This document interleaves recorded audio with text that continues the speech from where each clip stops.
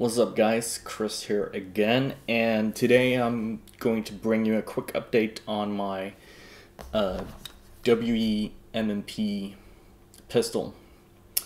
I guess technically this is a HK3 pistol because it has the full markings here on the frame. And I've installed a Ace1 Arms SAI slide kit on here.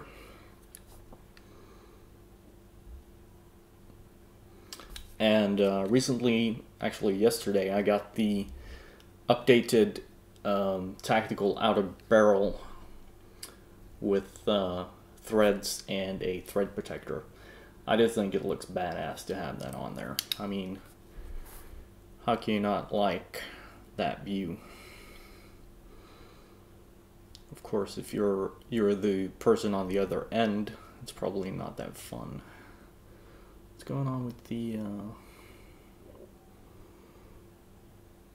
kind of looks like the front sight is crooked from that angle, but I think it's just light reflecting a little bit strangely on there. So you got the red fiber optics in there. This fiber optic rod is actually too small diameter, so I'm gonna have to replace that. On the magazine, I have the Ditac 10-8 base plates, and I've done half of a good job painting in the little dots down here. But these are really nice. They're look like CNC'd, no, probably cast aluminum. There's a little bit of a seam around here, but they're pretty cool. Adds to the tactical look. Of course, I have the Ace1 Arms SAI flat-faced M&P trigger.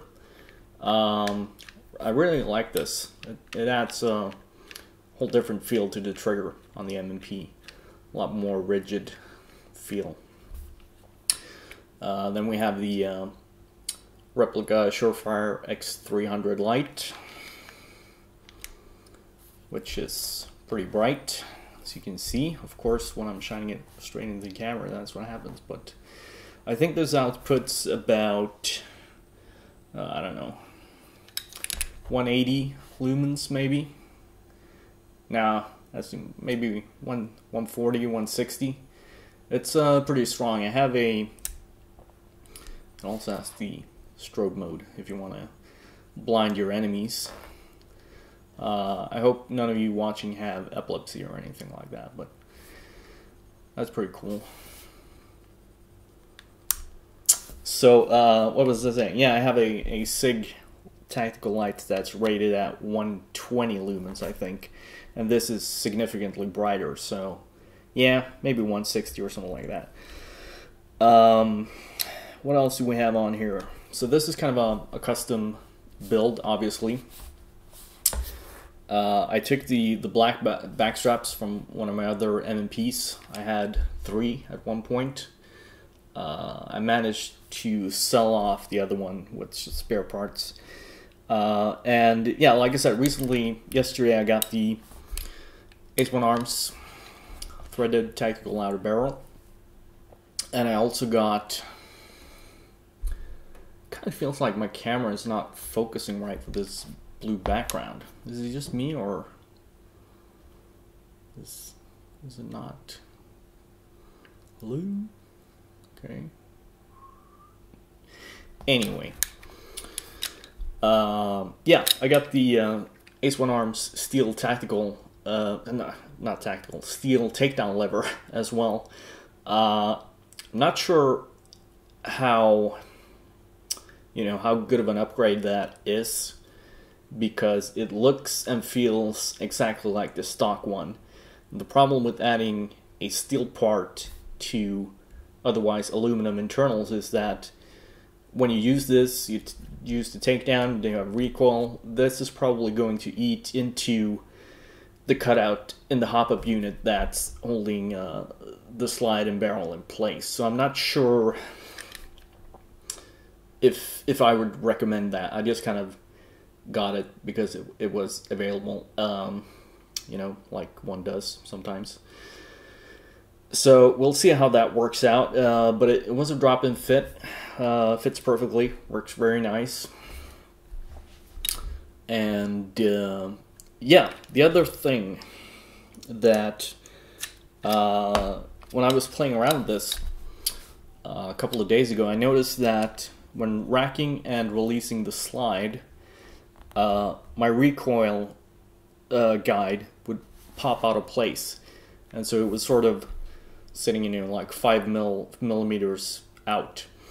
And I took the gun apart, and what happens is when the slide goes forward, there's a little bit of play between the slide lock and the internal hop-up unit. So the hop-up got slammed forward against the slide lock lever, which in turn then the hop-up unit slammed into the guide rod, causing it to jump out of place. So I'll show you real quick here what I did.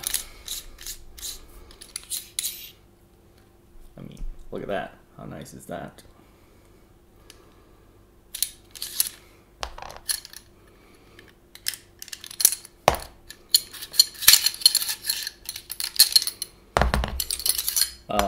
Let's see. Let me try and demonstrate here. So you can lock the barrel in place, and you can see here where there's silver. That's where I modded. But if you look at this, that's the tiny movement that caused the issue. So the front face of the hop-up unit was a little bit longer, and when the recoil spring sits in there like that, this motion forward pushed on the back of the recoil guide rod, causing it to jump out, and it kind of, I think it, let's see, yeah, it probably got stuck like that. So what I had to do was just pull on the front and make sure it got seated again. So two things that I did. Firstly, as you can see, I filed down the front of the hop-up unit. It wasn't much, maybe like 1/2 mil, but when working with metal, it feels like it's taking forever. The second thing I had to do was, see this little nub right here? That was a little bit too long, and initially it was also a little bit too fat, so I had to shape that down so that it went freely into the cutout right here. But what was important was that I had to trim this down so that when it's inserted, the interfacing surfaces is the back of the recoil guide rod and the front of the hop-up housing. If it's like that, that means that this nub is still too long. So you got to shave that off a little bit. And the reason why that's important is if it's still like that, that means that the hop-up, the front of the hop-up is still pushing against the guide rod. The other thing that happens is, the reason for doing this was that when the guide rod is installed into the pistol, it actually rests in here against this curvature, kind of like this. Okay, so what I wanted to do was make sure that the guide rod was sitting up against that surface and not the hop-up housing. So even if the hop-up housing moves a little bit back and forth, it's not going to bump the guide rod out of place. And initially when I discovered this, I thought that it was a problem with my recoil spring, because I've installed a Tokyo Marui, no, I'm sorry, I think this is like Action 150%. Yeah. 150% recoil spring for a 1911 pistol, because I like that little bit of additional snappiness in the slide. And so I thought that was the problem, and possibly also the Ace 1 Arms recoil guide rod. So I got out the stock parts and installed those, racked the slide a couple of times, and it still did it. So that's when I figured out that it was something internally causing it. So if I haven't heard of anyone having this issue, might just be me, but this appeared to have fixed it for me. So let me put it back together.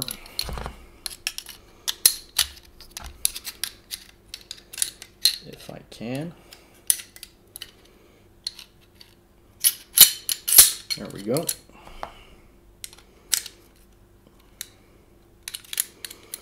So obviously what you'll see here is that when it's not installed into the frame, it's still kind of interfacing with the hop-up unit. But once you install it, thanks to trimming down the front of the hop housing, it's actually going to rest on here instead of against the hop housing. So that was the, at least the theory behind what I did.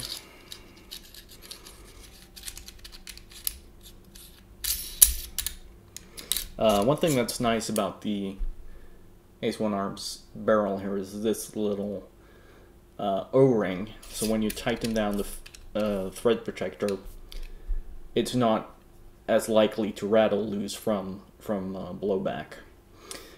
And as you can see, the guide rod is still flush with the slide after the mods.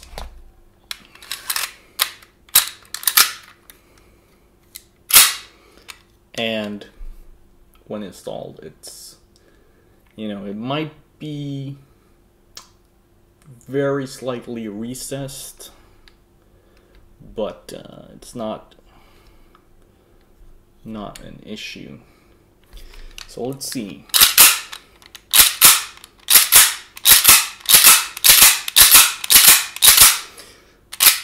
So usually, like, if I did that 10 times in a row, it was guaranteed to pop out of place. And the other thing I noticed after the mod is when the slide goes forward, I can feel and hear that it's hitting the you know, the locking mechanism in here much better, rather than slamming into the actual recoil guide rod assembly. So that was just a quick overview here of my M&P. I'm very happy with it. I have one more thing coming in, and that is a Nebula.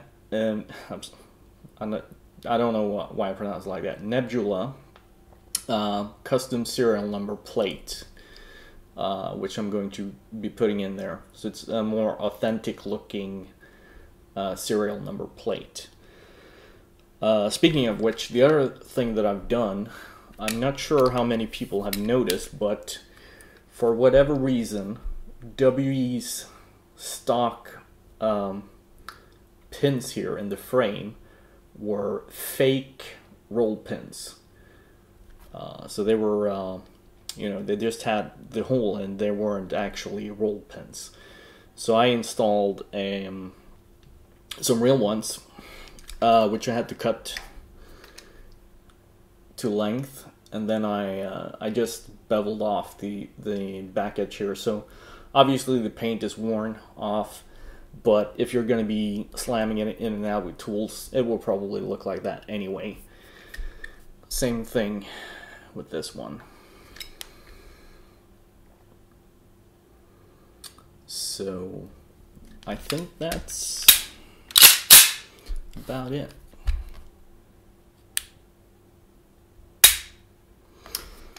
That's the other thing. If you noticed here, look at the slide when I fire.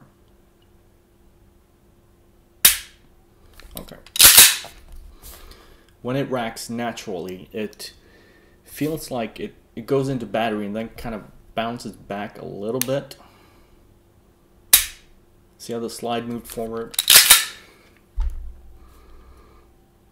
actually.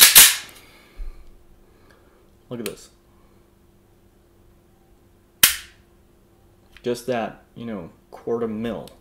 I'm not sure. I don't think that affects functionality that much. Hopefully not.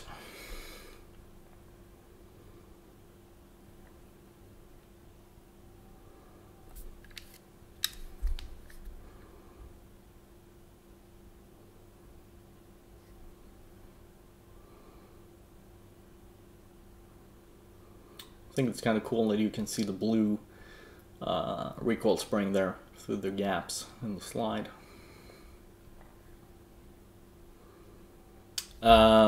Just to mention, the Ace 1 Arms barrel drop-in fit, no problems. It has a little bit of play to it. I think that might have gotten marginally worse after I modded the hop unit to fix the guide rod issue. But to be honest, I'd rather have a little bit too much play than it being too tight and not working. So I apologize if it sounds like I'm out of breath and having trouble speaking. That's because that's what's happening. I'm having a little bit of allergy issues, so it's a bit heavy to breathe right now, so that's why. But I mean, I almost want to get shot with this thing just because of how badass it looks from this end. You can't argue with that. So yeah, this is my WE M&P with the Ace 1 Arms SAI slide kit and a little bit of bits and pieces.